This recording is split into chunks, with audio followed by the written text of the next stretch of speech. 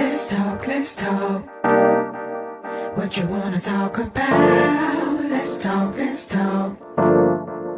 What you wanna talk about? Kitchen talk. Let's talk. What you wanna talk about? Kitchen talk. Let's talk. Conversations that cool. Kitchen talk. Let's talk. What you wanna talk about? Kitchen talk. Let's talk. Conversations that cool. Let's talk. What you wanna talk about? Let's talk. What you wanna talk about?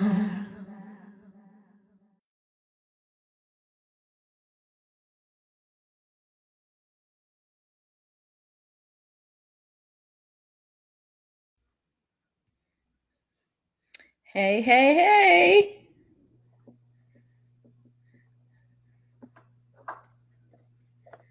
How are you? Doing well. How are you? I'm doing good, thank you. Thank you for joining us. Yes, Well, ma'am. me. Yes, ma'am. Thank Yes, you for ma'am. joining me. I'm gonna send out a text right now and see where they at. We got Hey, this. where y'all We got at? this. We got this. Oh, how's it going? How's your week? It's going well. Week has been busy. This was the last week of school, so we now officially have a high school senior and a middle school eighth grader. Yeah, man. Oh, wow. Yeah. And then our daughter turns 13 on Sunday, so she enters into the teenage years on Sunday. Oh, She's that's a quite big excited. deal. She's That's a quite big excited. deal. Yeah. Yeah. So it's like all the big parties, the limos and everything all ready to go. I mean, Yeah, the we're not doing the limo part, but everything else that yeah, that part she can we can withhold that, but everything else, oh, oh yeah, she's all oh excited. my goodness, Yeah, 13. yes, Woo. I don't like any of it. Well, I imagine as a parent, and I'm not a parent yet, but I imagine that is, I feel some kind of way watching the church babies grow up. So Yeah, I cannot even imagine how I'm gonna feel when my own get 13. when they tell you enjoy it all, it goes by really fast. You kind of like, okay, I hear you smirk it off. That junk is true. It goes by really fast. Like our son entering his senior year of high school, our daughter turning 13. It's like, well, I remember bringing them home, Lisa. And so I carried pictures of them when they were babies because that's how I still see them. Yeah. Yeah. So, and my daughter's been counting down since the month of May began. And now it's like, it's here. It's here. And Yeah. it's so crazy. It just seems like, I mean, just with time itself, and I don't know whether it's just me, but I feel like it's moving like in double step or something. Yeah. It's just Yeah. going so quickly. It's going Mm-hmm. by so quickly. I'm like, you think, okay, well, I could sit that right there. I got time to do that. And then when you look up, it's like, no, you You don't have time didn't to do have that. the time you thought you had. You didn't Like, have time to do that. whoa. Correct. Whoa, you did not have the time you thought you had. And I'm like, oh, Nope. well, okay. And so interesting enough that you would say that because I was thinking when I reached out to you about doing this particular topic, I was like, oh wait, before I even say that, listen, everybody that's watching, this is Kitchen Talk, CTC Conversations That Cook. I forgot to say that at the top of it.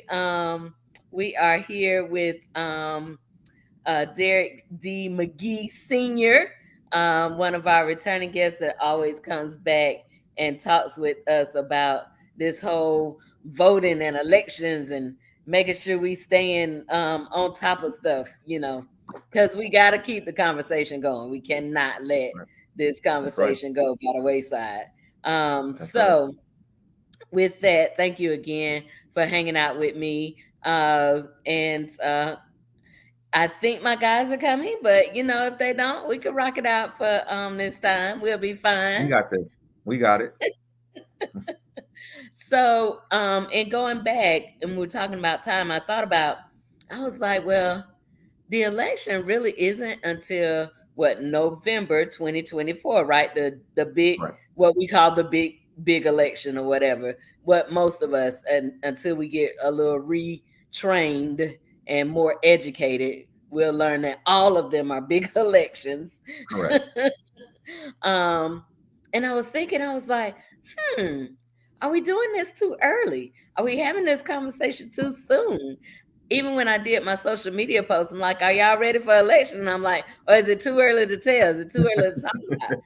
And so, in talking about how time flies by, if we don't talk about it now, before we know it, it'll be upon us, and then we'll Yep. be like, well, Yep. who am I voting for? Yep. If we All don't true. start talking about it now.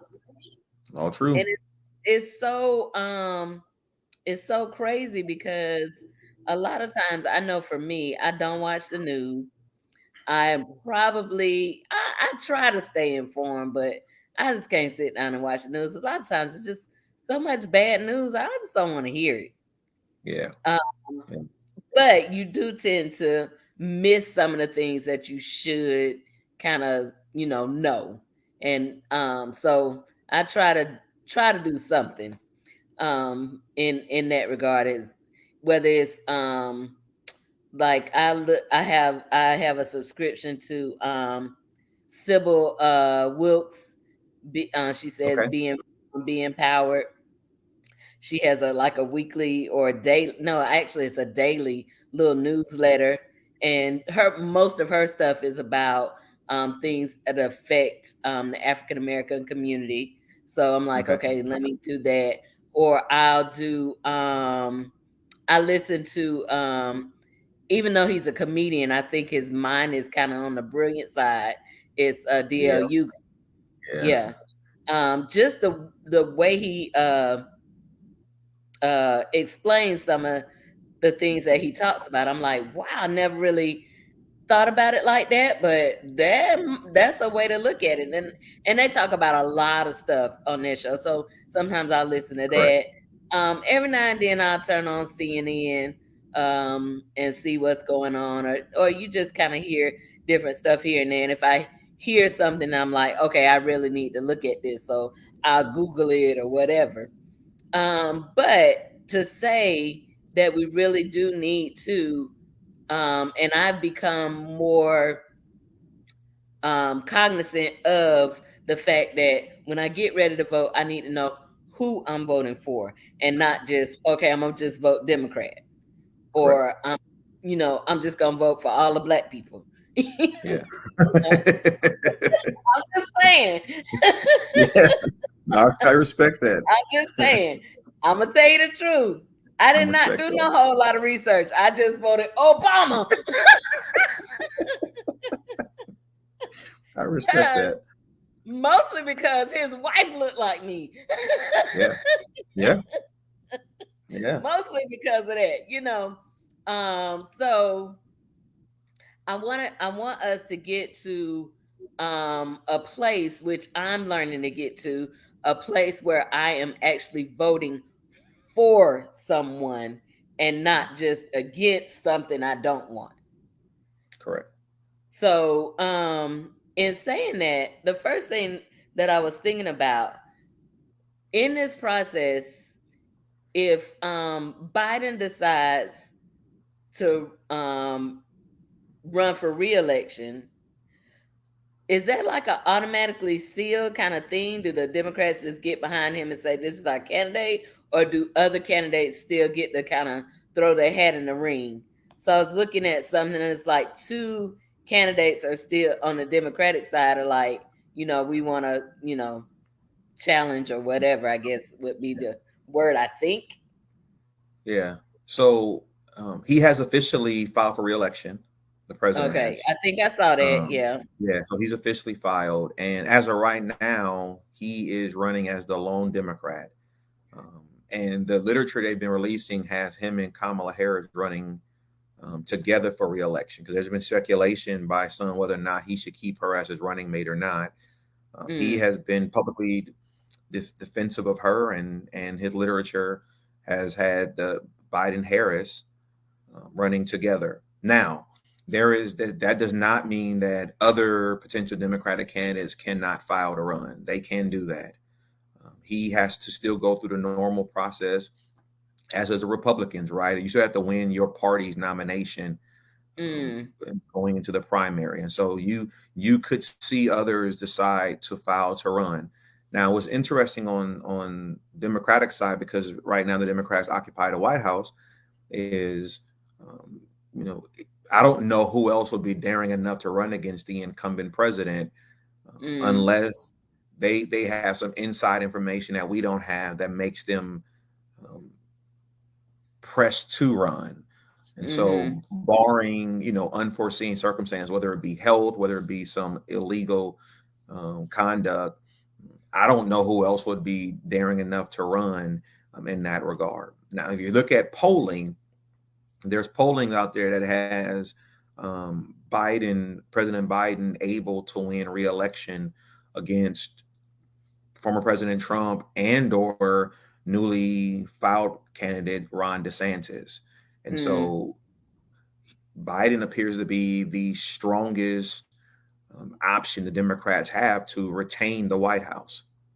But again, to your question, it does not prohibit anyone from filing to run the Democratic side. You rarely, if at all, see that take place. Yeah. Mm-hmm. So Yeah, according to this, though, there are actually two people who have, I guess, what they call declared. yeah, It's Williamson and Robert F. Kennedy Jr. yeah, Mariana Williamson and a Robert yeah. F. Kennedy Jr. And the fact that that I didn't have. know that should tell you something. And I'm not saying I'm Oh, like I the just something end you all didn't be know. all. Yeah, but see, I'm not saying the end all be all, but it's just one of those things, right, where you're left to wonder. Now, here's the thing. Let me give you a good example of Hmm. this is not on equal level, but it's just like a strategy. When Congressman Al Lawson ran for Congress several years ago, everybody remembers at the time that he was running, his seat had kind of been redrawn, and the Tallahassee area seat was lumped into the Jacksonville seat. Mm, And the incumbent of that seat was Congresswoman Corinne Brown. If you remember, mm, she was going through federal allegations and then a federal indictment.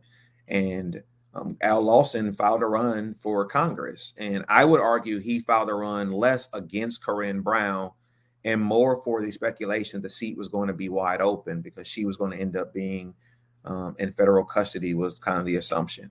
So he ran, no one else filed to run. He got a lot of flack that he would run against the incumbent who had kind of been the godmother of that seat. mm-hmm, And he ran. Ultimately, she was unable to complete the race because of the federal charges against her. Al Lawson ultimately wins the seat. He becomes the congressman from Tallahassee to Jacksonville, and he got a lot of flack. Some of that flack was because he ran against the godmother. The other one was because he had enough in him to do it. Others did not, and they were kind of jealous about it. mm. Small example, not an equal comparison. But the point is that when you have people run against the presumptive nominee, you're running because you are anticipating something opening up that gives you a chance Mhm. to get in there. Again, let's not ignore elephant in the room for President Biden is his health, He right? is Can he 80 withstand? years old. Exactly. Can he withstand a full election season? I mean, we can go back to President Obama when he entered into office. I remember his hair being mostly black with some sprinkle of salt. It was jet Right. black and wasn't no Exactly. sprinkle. Okay. Then there is jet black, and then you Year look at one, it. You look sprinkles. at it by the end of the first term. I mean, he was already whiting, and by the end of the second term, he was completely white. That job's stressful, let Yeah. alone major on your health. And so, Biden says that he is healthy enough to endure another election season. But I mean, the top two people from both parties are him and Trump, and Trump's upper 70s as well, right? Yeah. Yeah. Yeah. But yeah, Yeah. Trump is 76 yeah. So he'll and be Biden is 80. 77. He'll be 77 by the time of the election if he makes it all Yeah. the way to the end. Yeah. That's a lot. I'm really, it's still my mind is boggled that he's a viable candidate, period. I'm still not over that. Yeah. And Yeah. he done been president and not. And Yeah. I'm still like, how did Yeah. that happen? Yep. Yep. We should talk How did about that that too. happen? That just don't make no sense to me. I'm like, y'all. I'm just gonna run for president. How about that? How about I just be president? You are legally qualified. Isn't that interesting though? Because there is no, like, we don't look at a resume. It's harder to get a regular job almost than it is qualification wise Mm-hmm. than to be president of the United Mm-hmm. States. What Mm-hmm. is it? Natural born citizen Yep. and 35 and above? You're 30, at least 35, and you've been a resident of the United States for at least 14 years. Yeah. Oh, so you don't have to be a natural born citizen. Mm-mm. Mm-mm. I mean, Oh, did listen, they change that? you need to be. I mean, the traditional way is you need to be a natural born citizen and be at least 35 years of age, Okay. right? But some have argued and that as long as you've been a resident for 14 straight years. Now, I'm not in the camp of arguing for that. I'm in the camp of natural born citizen, and at least 35 years is not up for dispute. Not up for dispute at all. And I don't know who I can point to. I mean, I give you an example of well, no, that wouldn't be a good example because Obama was born in America. He was born in Hawaii, which is America. So I don't Yeah. have an example of anybody who was not a natural born Natural citizen who born ran for citizen. president. Hmm. So the traditional way is natural born citizen, at least 35 years of age. And Obama was the youngest, was it? Well, I don't know. I gotta remember how old John F. Kennedy was. Oh, okay. I don't remember. Kennedy was pretty young as well. Yeah, that's a But good. to me, even at 35 seems young. Yeah. I mean, right now, so you think about if you look at it from the Republican side, Governor DeSantis is 44, Right. right? I can't remember how old Tim Scott is, but there are several on the Republican side that are considered young. I mean, what's interesting is Governor DeSantis's age, historically was usually in that range when you ran So for president. Tim Scott is 57. Okay, he older than I thought he was. But like 44 was usually, it was a safe number. I mean, it's really been the last few elections. You can go back to George H.W. Bush, Clinton, all them. They were in that 50 range. But I mean, I never foresaw seeing a person win office in their 70s. I mean, the oldest president prior to Biden was Ronald Reagan. Right? Mm. Reagan entered in, but Reagan also had a full life in the entertainment industry of acting before he even entered into politics. He was the eldest elected president, and now you look at Biden, right? And So he wasn't even that great of an actor, according to my mama.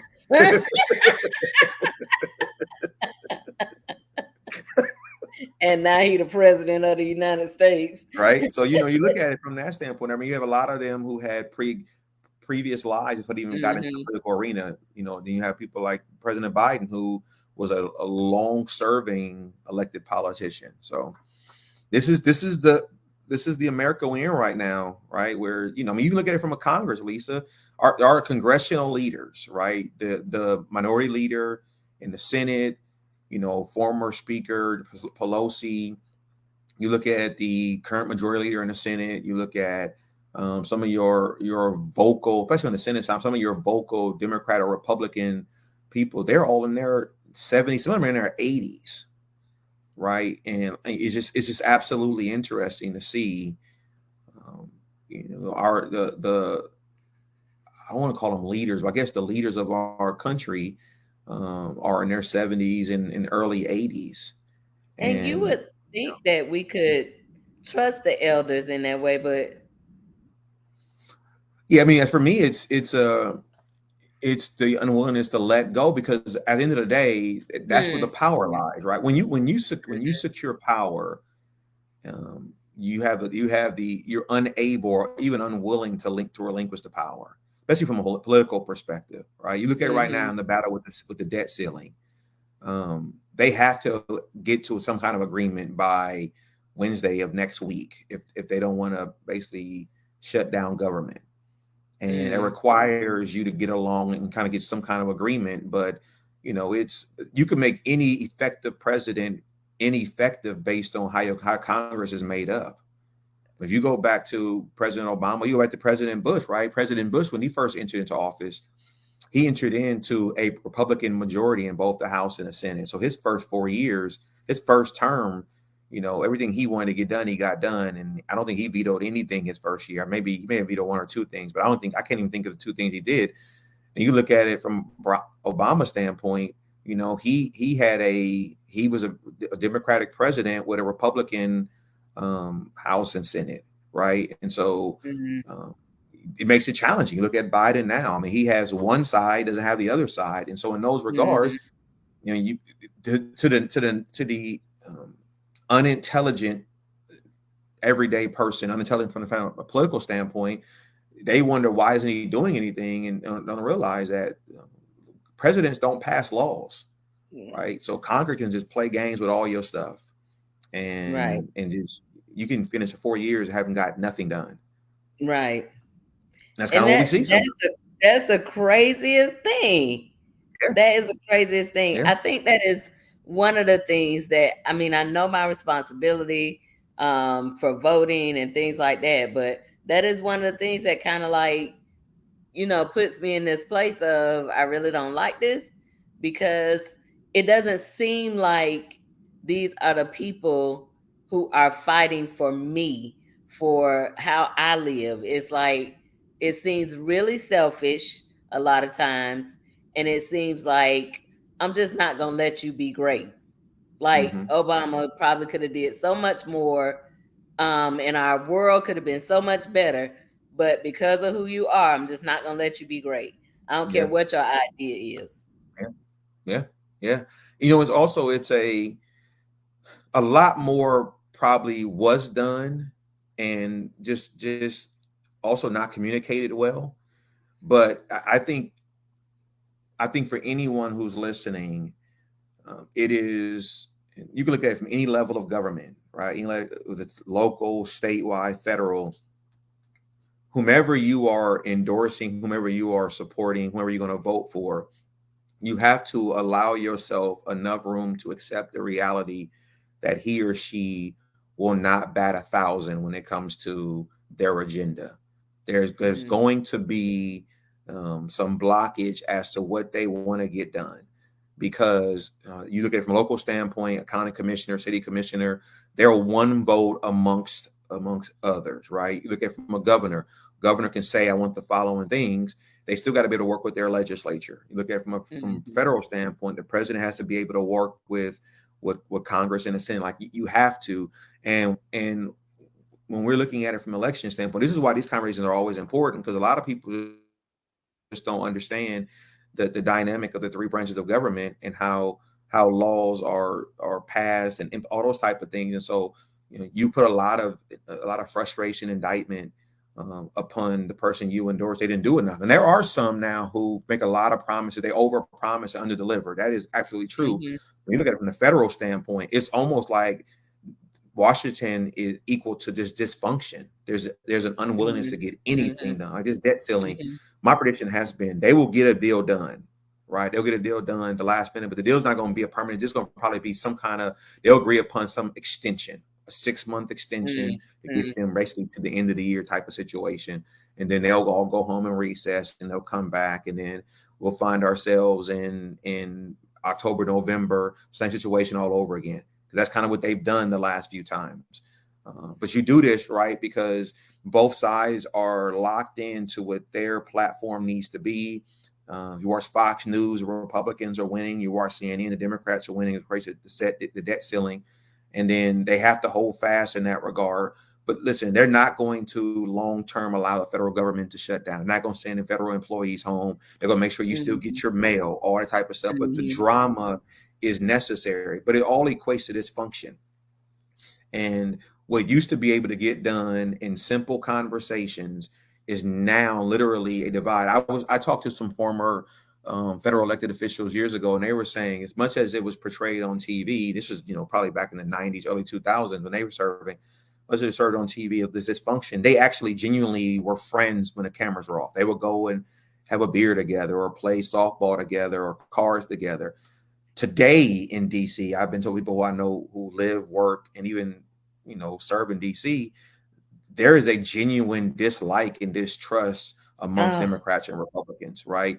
And so while they may have bickered and fought back in the 80s and the 90s and the 2000s, they would still go have a burger together. Now, these guys literally have a hatred toward each other, and that hatred spills over to just their debate and everything else. And they're absolutely content with getting as little as possible. Remember, from a Republican strategy standpoint, the less you allow Biden to get done, the more you can define him as an ineffective president. mm-hmm. And that's the strategy, right? And and if you're just a normal person who checks in and out ever so often, you're frustrated with Biden's inability to get anything done. You're not understanding that's a strategy played against him. Mm-hmm. From a Republican standpoint, if you render him ineffective, then you can come in and make the argument of, boom, this guy has done absolutely nothing. It goes back to when Carter was president, right? Ronald Reagan asked that one genuine question: is, are you better off 4 years later? Mm-hmm. And American people looked around and said, actually, we're not. That's really what made Reagan become even more prominent, is they had 4 years of Carter and realized we are not better off 4 years later. We want something different. And that's kind of where things are.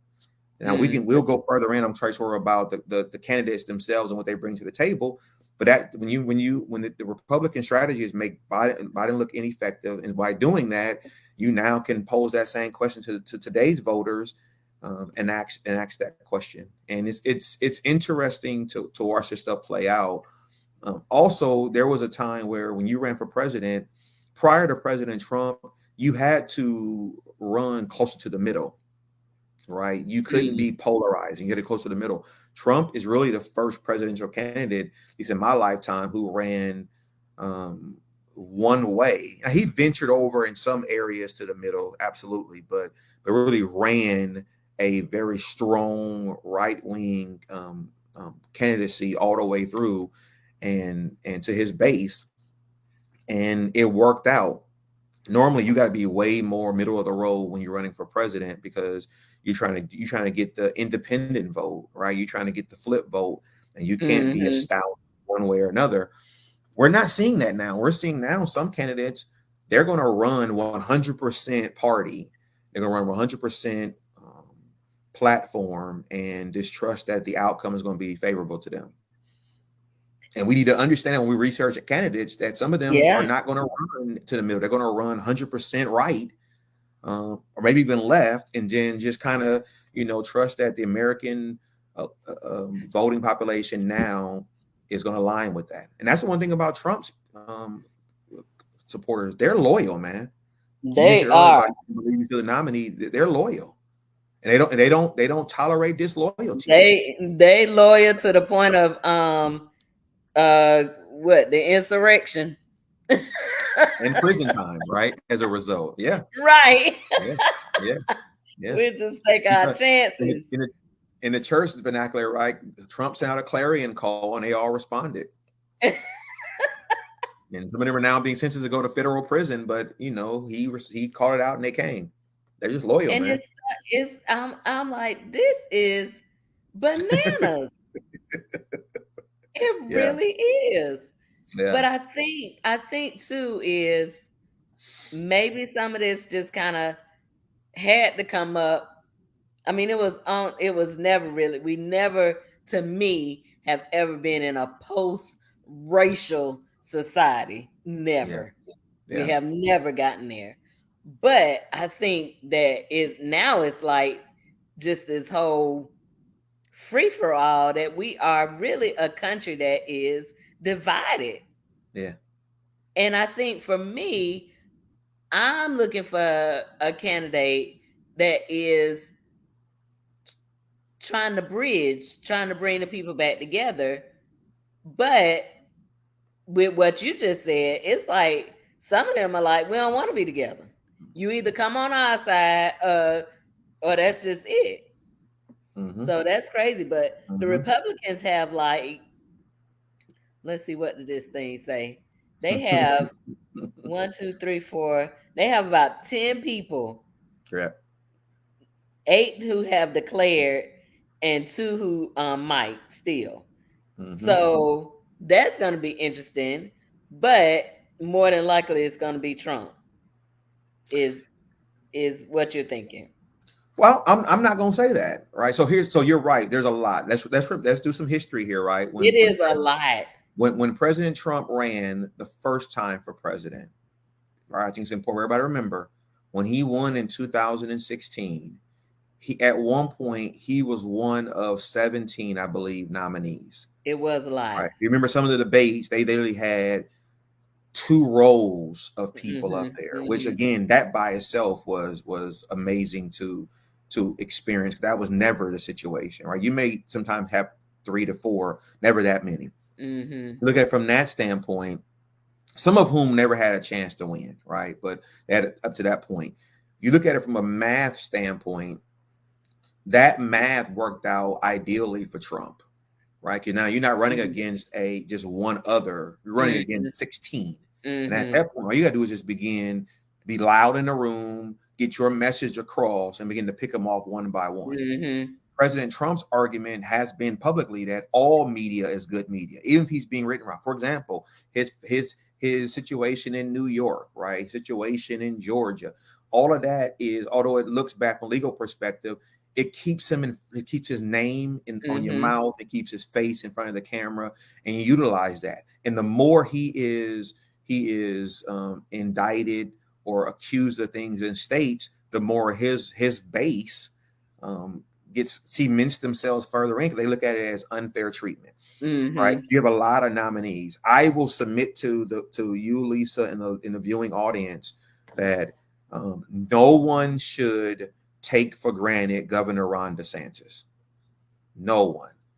And here's why I say that. Number one is because from a dollars and cents standpoint, he has the money to be in the fight to the end. mhm, Money is major. He has mhm, done a really good job of fundraising. So number one, he has the money, and he has money that others minus Trump do not have. And so at some mhm, point, the other nominees are going to have a hard time fundraising because where they will go to get money from, Trump and or DeSantis has already been to those wells and have drawn from those wells. Number one.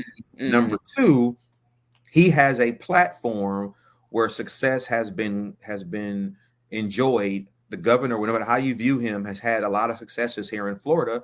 You can call it polarizing. I will call it polarizing to an extent, but it gives him a platform to run upon, which there are individuals who will align with that level of thinking. Number two, number three is he has established, so it seems, a spine to go against Trump.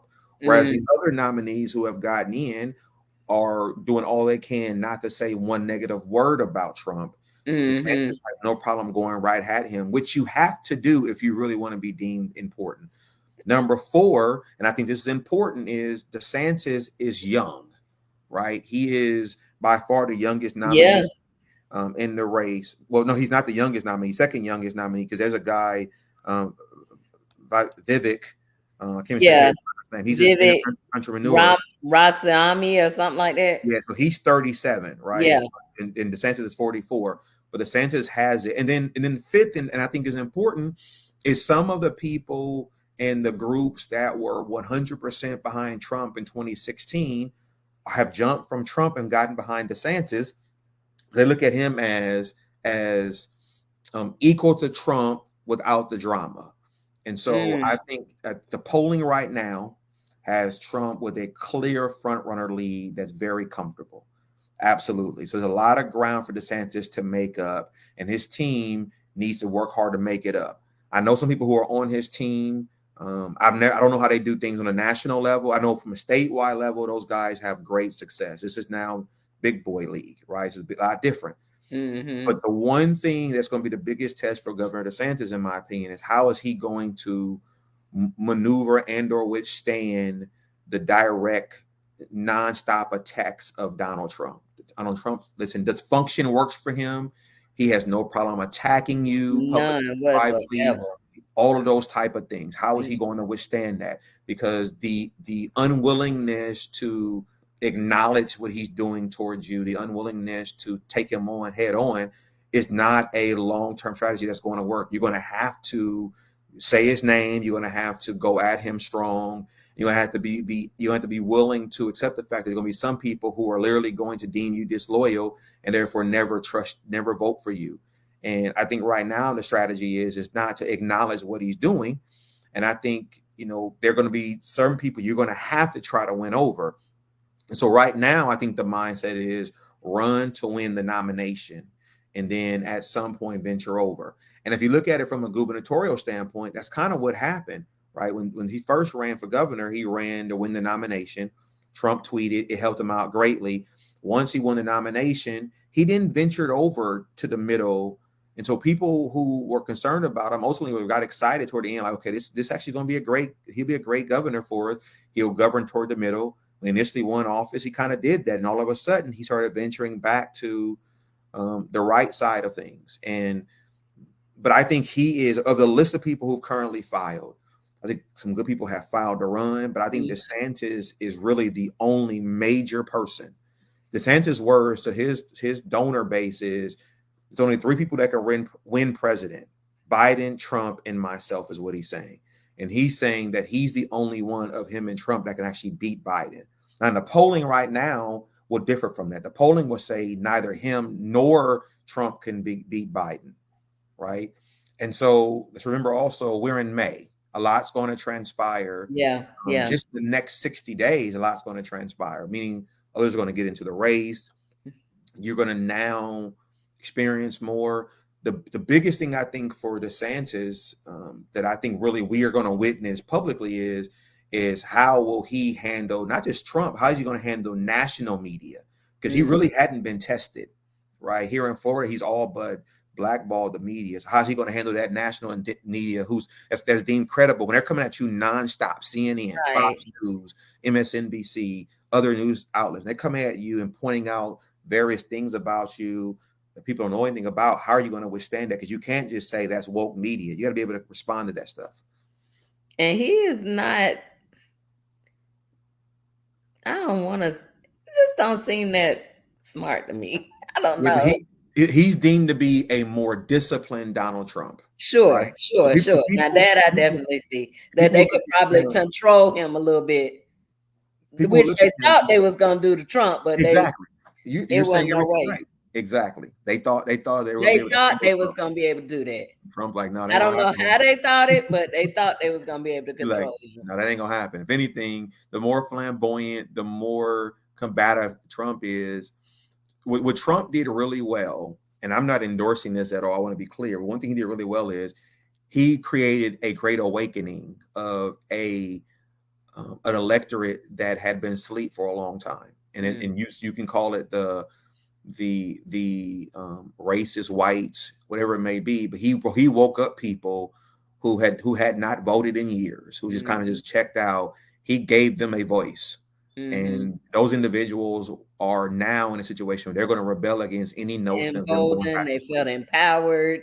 All of that. Yeah. Right. And that's his loyal base now. They're going to stay locked in with him. Yeah. The group that really has jumped from Trump that's now looking at DeSantis, you'll love this, is the white evangelicals. Right. The white evangelicals swore by Trump. Some even went as far as said that he was God's man for the country. I knew of some white national evangelical. That was Paula White, wasn't it? Paula White. You had a lot of them in the Southern Baptists, right? They were all locked in on Trump, that he was God's person. And then they've now ventured. I never remember Trump even declaring to be a Christian. Let's remember this. This is important.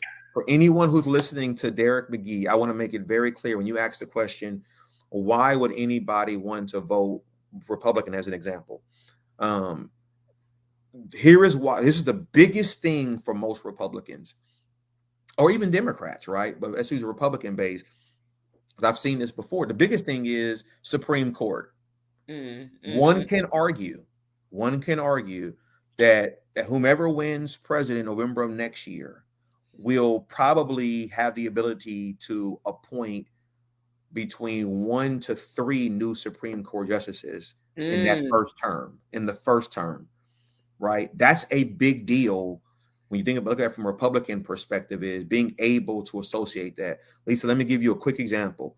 When I worked in government before I went private sector, when Rick Scott was running for re-election in 2014, there was not a poll you would have saw that had him leading against Charlie Crist. If anything, he was getting embarrassingly destroyed in every poll.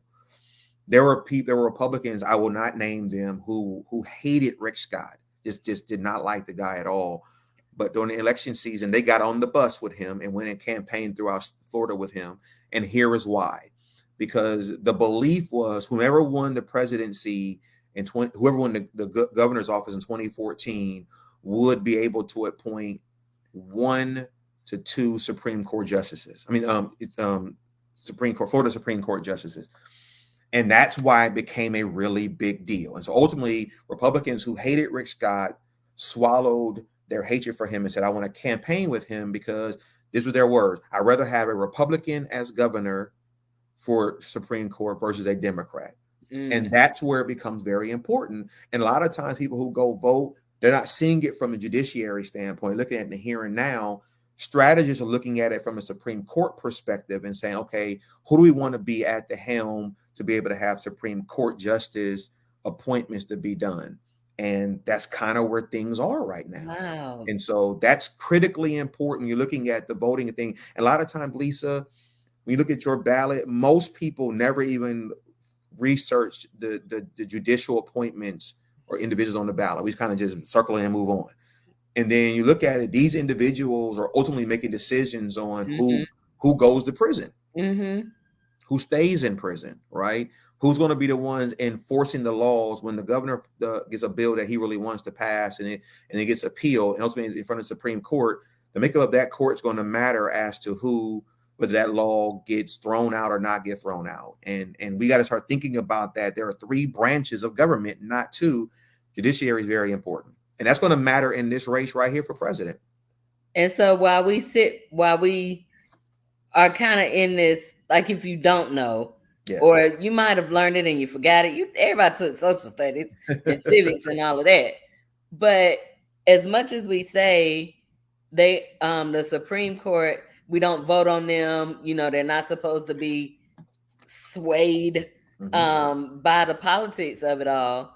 But just them getting into the Supreme Court is political. It's political. Whether we as a people vote on them, 100%. But it is very political. Yeah, I never really understood that until did President Obama try to appoint somebody and then they didn't let him? That's happened to him. Like that. It's happened to him. It happened to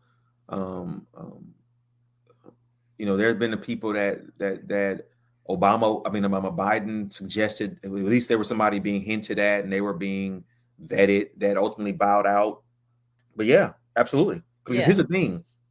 Every current Supreme Court justice and every future Supreme Court justice, barring any change to the structure, has to be nominated by the sitting president. And then once that's done, they go through a vetting process. But ultimately, they have to survive Senate confirmation. And that's where the makeup of the Senate matters. If you are a Democratic president and you make an appointment to the Supreme Court, but your Senate is Republican, they're going to do all they can not to get your person across the finish, right?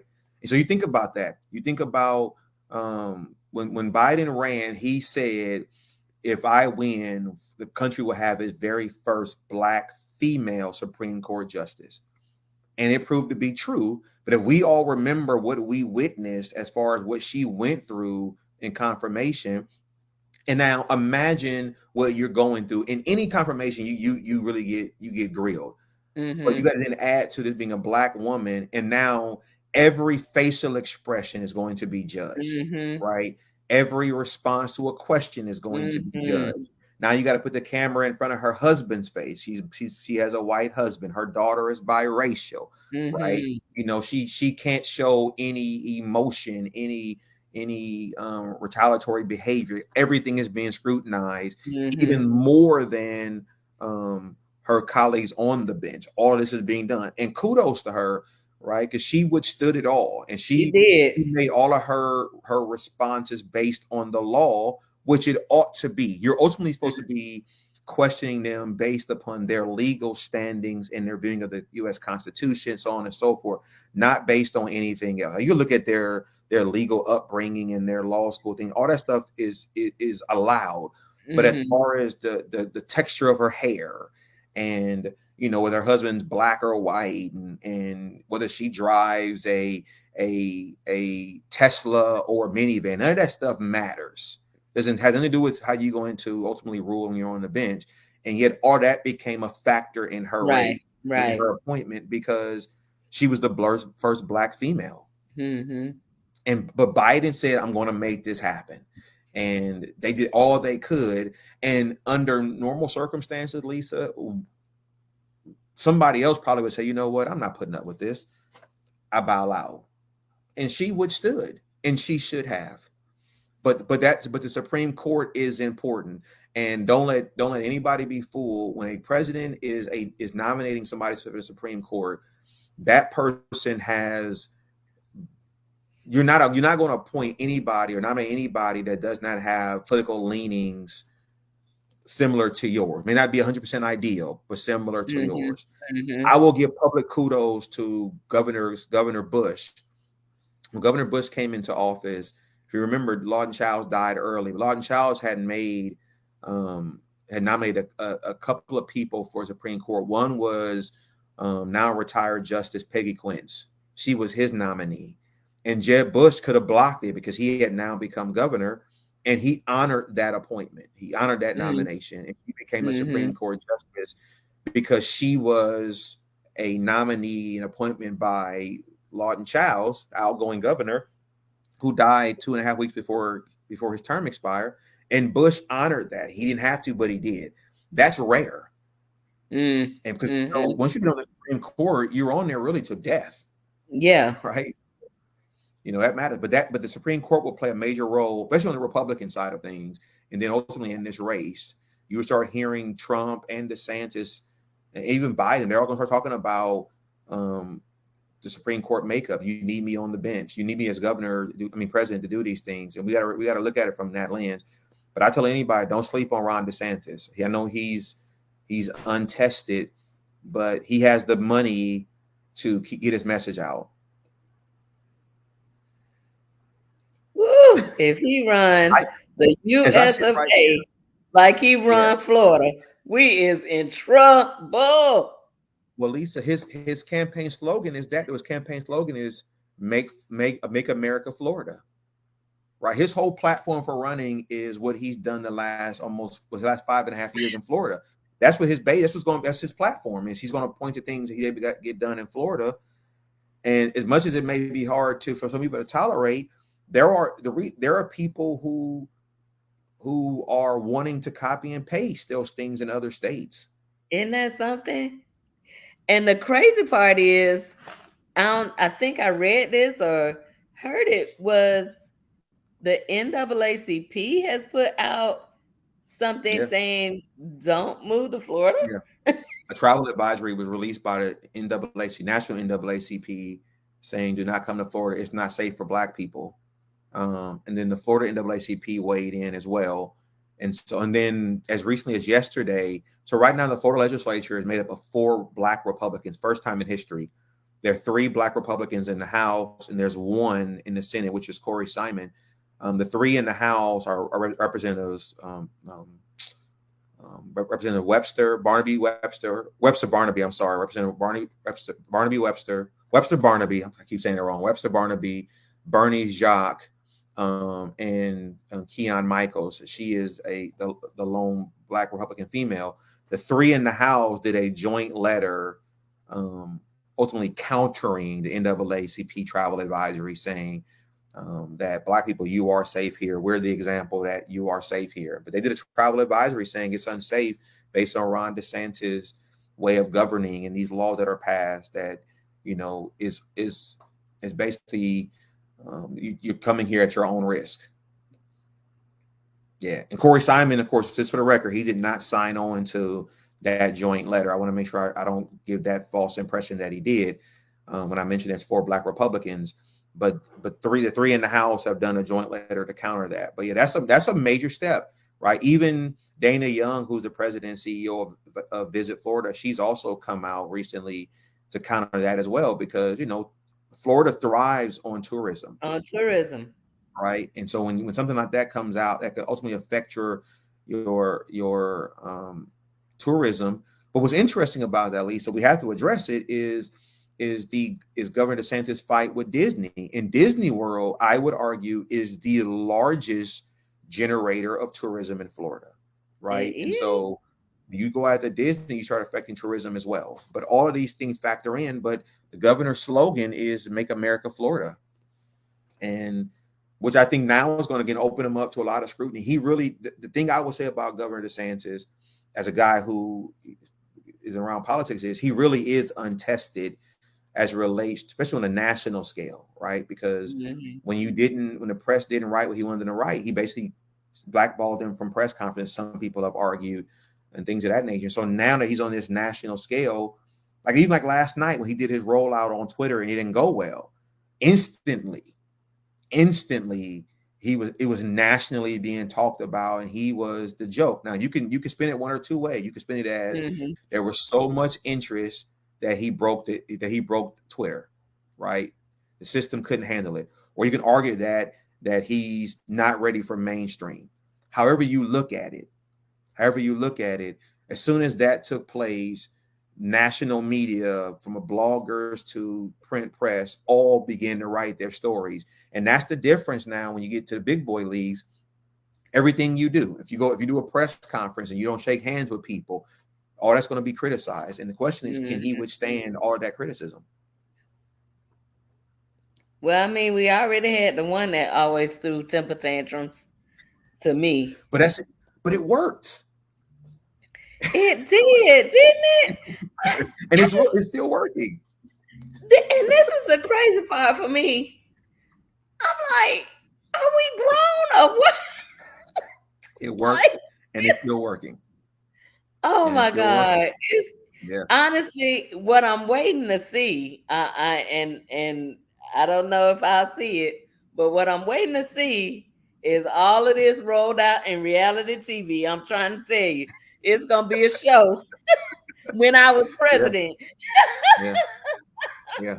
What I'm interested in seeing is, so right now, for all those who are listening, there are at least 7 more potential Republican nominees to jump in, Mm, Republican candidates to jump in, at least 7 hmm. right now. It may not get the full 7, but you still have at least 7 that are being considered. And I would give people, one of the people is Chris Sununu, who is the current governor of New Hampshire. New Hampshire is a major player in when you are a Republican nominee, right? And so Hmm. what he's going to do is Mike Pence going to get in the race, right? Like, is the Virginia governor going to get in the race? There's other individuals, but what's going to be the biggest thing is when you finally get Trump and DeSantis on the debate stage on the same Mm, platform. What does that look like? That's going to be your first real theater, right? Because Trump is not going to abide by the rules of debate. he is He not. proved that before, and he is personally committed to attacking DeSantis every chance he gets. Yeah, I mean, think yeah. about it. When Tim Scott got in, Trump tweeted and said, "I welcome Tim Scott to a race. He's a great American. He's definitely better than Ron Ron dysfunctional, DeSantis. whatever he said, right? Like he is instantly attacking. When the thing happened last night with Twitter, Trump instantly came out attacking DeSantis. Like he is locked in. But what that also tells you, at least what it tells me, is that the Trump camp deems DeSantis the biggest threat. Uh-huh. That's what I was about to say. Yeah. Yeah. Yeah, And so but for this one, yeah, this little those who mix are does voting, say Chris Sonoma. Who'd you just say? Sununu or something like that. Sununu, I yeah. call him Sununu. And like Yeah. it's a whole bunch of others on here. Mm-hmm. Pence is likely, Mm-hmm. they say. Yeah. I Yeah. I think that it's gonna be crazy. Mm-hmm. it's going to be crazy again. Mm-hmm. Mm-hmm. And I hope that, I don't know, Joe. I don't know, Joe. Poor Joe. But I will tell you, there's two things I want to say to our listeners. And I think since this, if you get nothing else that I said tonight, the first thing I'll say is to the level of your tolerance, stay informed and stay engaged. Mm, Again, to the level of yeah. your tolerance, right? Like don't become so enamored by CNN and Fox News every day, all day, but enough to be able to educate yourself on Hmm. who's in the race and what they're campaigning on. That's very, very important. Number one. And number two, understanding how old our current president is. Um, all polls have him um, not only the clear nominee for the Democrats, but ultimately, winning a second term. And I mean, some polls even have it as if it comes down to a rematch between him and Trump, that Biden will win re-election, right? Which is where another reason why DeSantis becomes more desirable for some Republicans. They feel like he's the only one of the nominees that actually can only knock Trump off, but actually give them a real chance of regaining the White House. But the polls you're looking at, that there are people who are the polls are showing that Biden is really in line to get a second term. Again, barring the unforeseen, right? Again, his health is a major Hmm. unknown, but I can't point to any Democrat right now that they were to jump in the race can attract enough momentum and excitement that people will want to put them in the White House. Yeah. Yeah. And so you Now, talking about 81 and then 85 if he make it all the way through.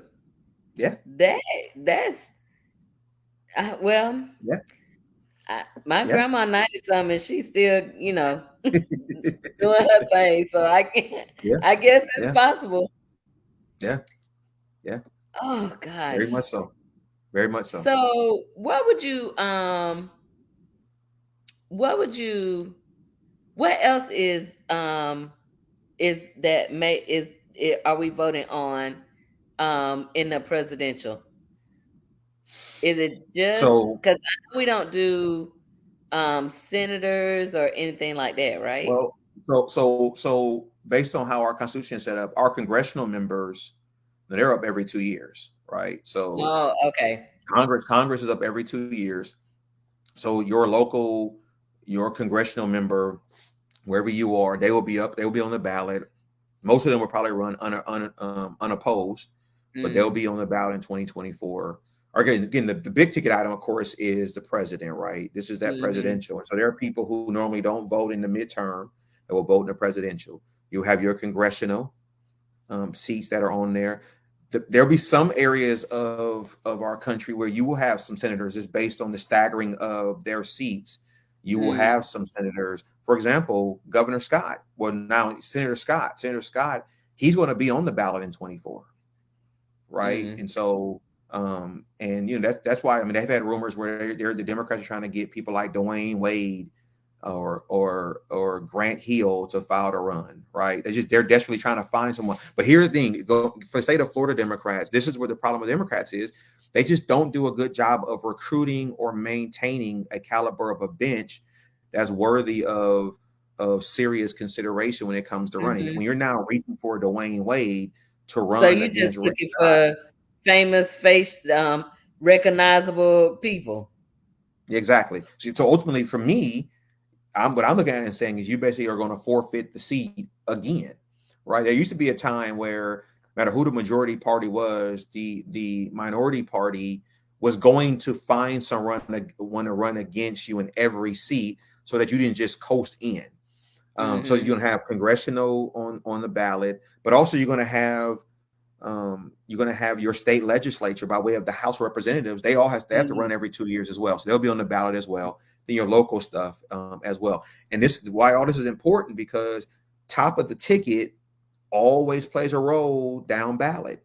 Yeah. So if there be people who are going to be voting in 2024 that did not vote in 2022, Mhm. right? And so now they're going to factor in majorly, which is why, Trump being at the top of the ballot, for example, if he's a Republican nominee, he's going to matter to the other Republicans on that ballot, because if he's a nominee and people are decide to be disengaged, that's going to affect them in the down ballot races on whether or not they can get a Mm-hmm. good turnout, right? Same thing Right. with Biden in that regard. I think Democrats, in my opinion, I think Democratic voters have already accepted the fact that Biden's going to be the Democratic nominee, and they're either happy about it or they're okay with it. So it's not really going to see, in my opinion, a major um, ding against the Democrats. They kind of accepted that he's going to be their nominee. The Republican side is going to be very, very interesting. If it's Trump, will you have some of your middle of the road Republicans vote for Biden or don't vote at all,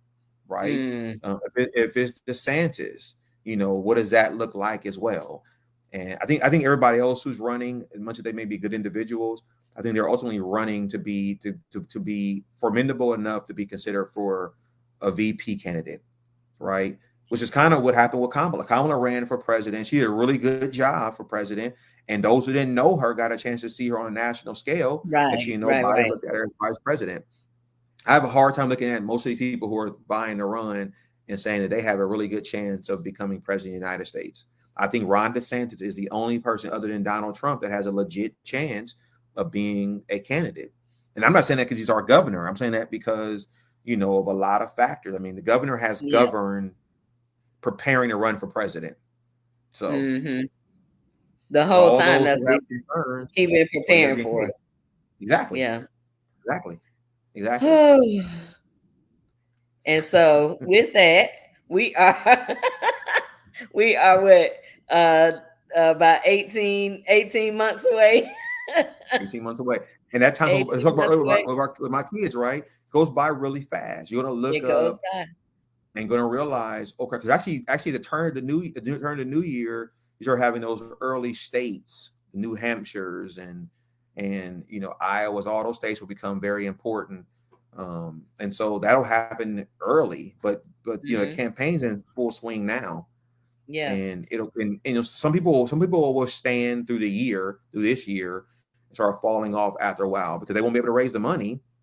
And some of them will raise the money, but I mean, I think all polling's going to show Trump, then DeSantis.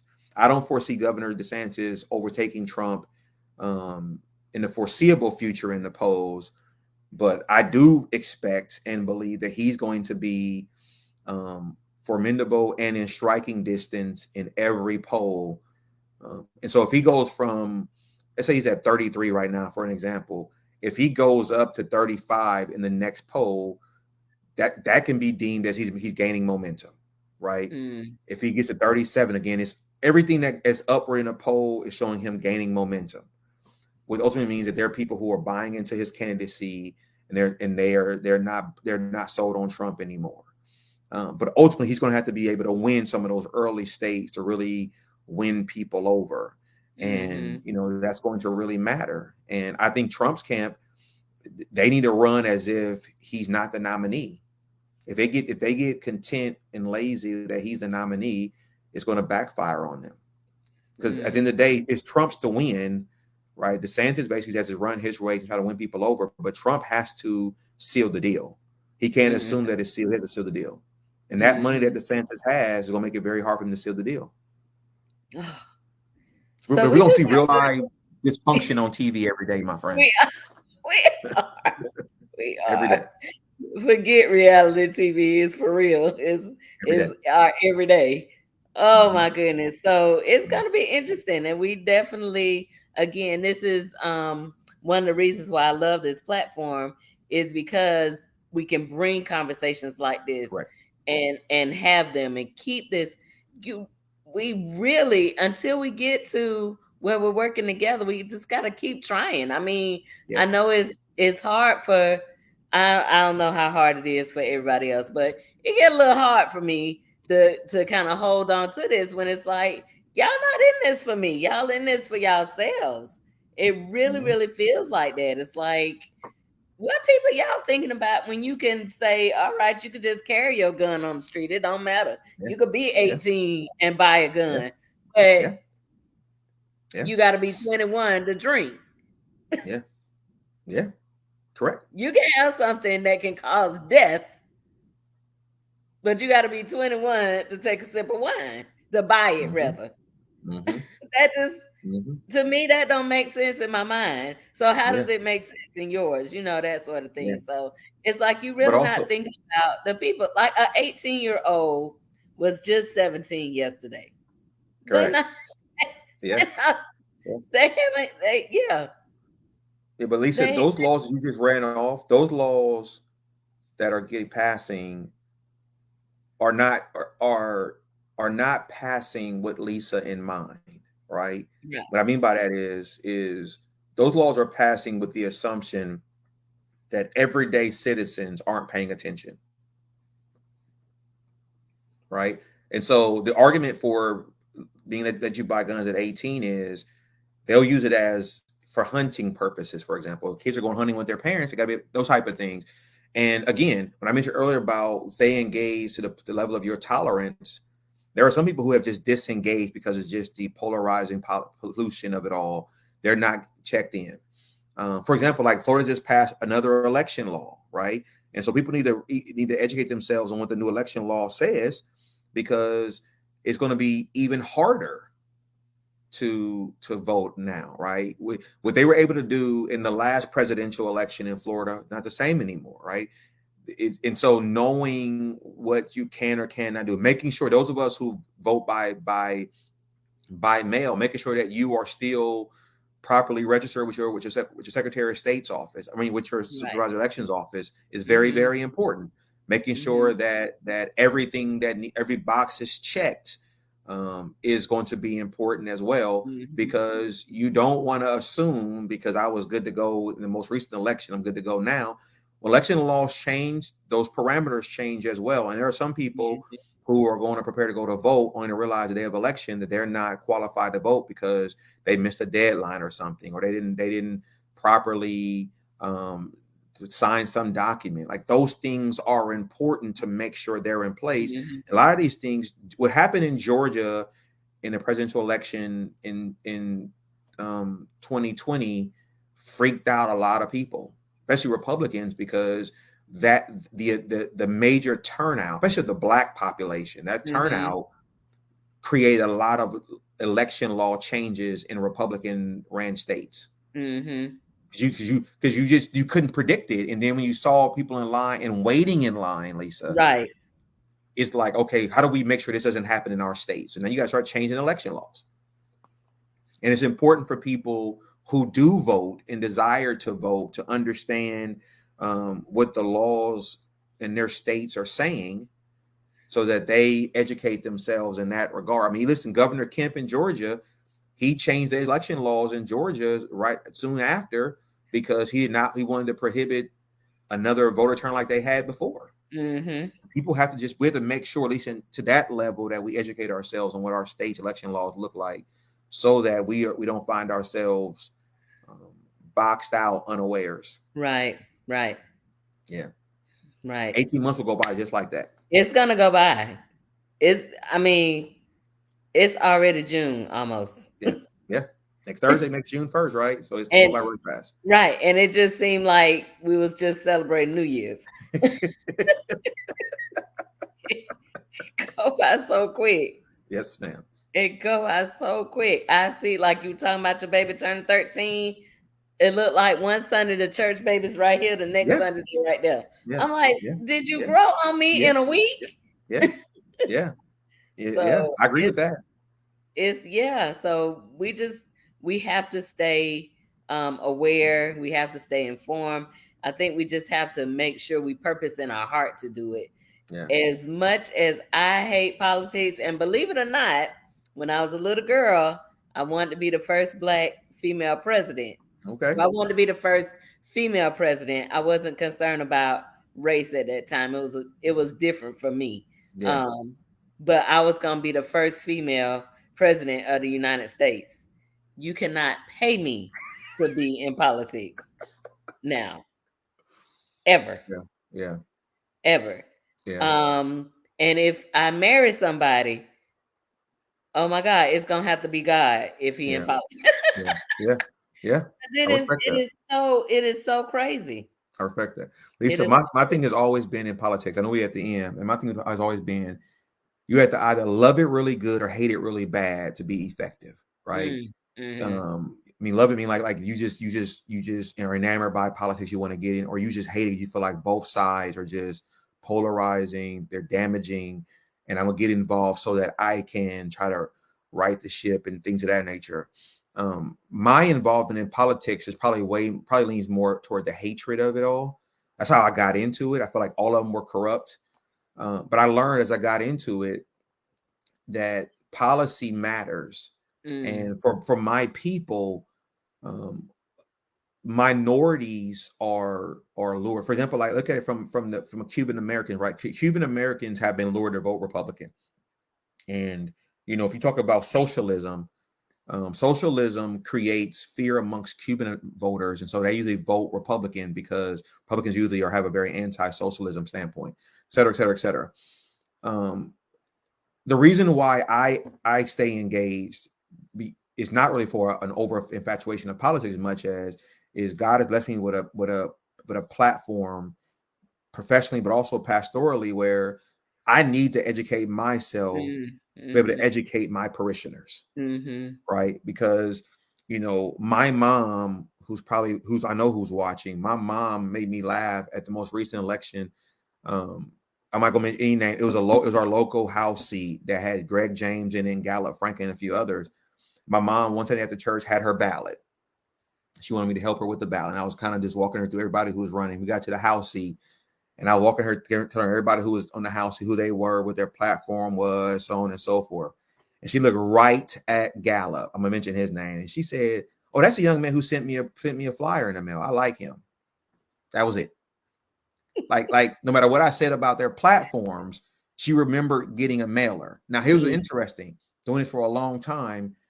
Prior to that conversation, I would have said to Lisa, "Man, that mailer stuff don't work anymore. People don't care about mailers anymore." But again, it's generational, right? The older generation, They they love care about the they literature. love that mail. And my mom proved it, like literally Gallup sending her a mailer made a difference. He stood out in her mind against the other ones in that race over a mail piece. Right. And so, it's people like that where, it's my mom does not like politics, but she's gonna vote. Now my mom may be the person who votes because you look like her, right? It may be that, but she's going to vote. Yeah, yeah, yeah. Our younger group, right? It's trying to get them engaged enough to vote. And I do believe, though, over a matter of 2 or 3 more elections, if that, the your niece's age population are going to become the difference makers. I do believe that they're going to become the difference makers. They're going to get fed up. Yeah, They're getting fed up. yeah. So yeah, but people, please stay engaged. Please do research. Stay engaged. Ask questions, but most importantly, know what your state's election laws say, because a lot has changed since the last time you voted. Yeah.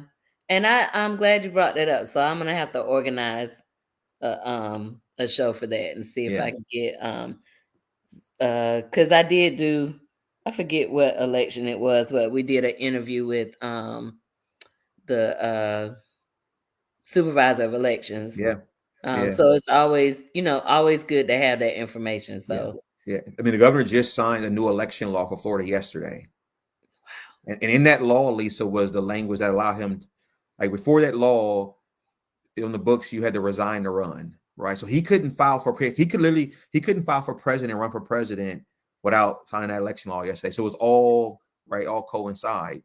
But he just signed the new election law yesterday, and so I definitely would encourage you to get so our do our before you election had to law. give up your seat in order to If you yeah, so real quickly, I know we're past time. Real quick, I think this is important. When Florida changed the law temporarily when Chris was governor, because if you remember, Chris was being vetted as potential VP candidate for John McCain.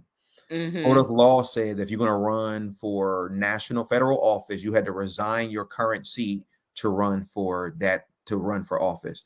And so they changed the law temporarily to allow for Chris to remain as the sitting governor while also being vetted for potential VP. That had an expiration date on it. Current law prior to yesterday had it where Governor DeSantis, for example, would not be able to run for president and still occupy the governor's mansion. He would have to resign as governor to run. We know now the governor's seat is not up until 2026. Mm-hmm. And so the legislature, toward the latter part of session, put language in a big election law that says that they didn't mention the governor's name. They just said that a sitting Florida governor does not have to vacate the governor's office to run for United States president. That language inserted into that election bill allows the governor now to remain sitting governor while also running for president. And if he were to be unsuccessful running for president, He will still be governor. He still finishes out his term, which is November of 2026. But that all got signed yesterday in a larger election bill, which is why I was saying people need to understand what their state's election laws is. Here in Florida, we've had 2 consecutive years of an election law being passed where more changes being made. And so now how are you going to do your job as a governor while you on the campaign trail? Well, so as a guy who's done this for a long time and worked for governors, the summer is usually the time when you're on the road a lot anyway. But the direct question is, we don't know, right? We've never had a sitting governor in the history of our state run for U.S. president. So this is a first across the board. Mm. We really don't know, right? So we're going to learn all this as we go. Again, fixing it for you and not worry about the people. And for all the people, Lisa, who will gripe about this, here's what I will say that's germane to our topic. This is why you have to vote. You have to vote. Because Republicans went into election night with 78 Republicans in the Florida House of Representatives out of 120. They ended election night with 85 Republicans, which gave them supermajority. The Republicans in the Senate went in at 25. They came out at 28 out of 40, supermajority, because you have to vote. And when you don't vote and you give one part supermajority, you then get laws that you will later complain about, but you can't stop because you are in the super minority. This is why voting matters, because you get laws that you may feel like is disenfranchising a population of people. And this is a result of a party turning out the vote and other ones not. Wow. And I'll leave you on that depressing note.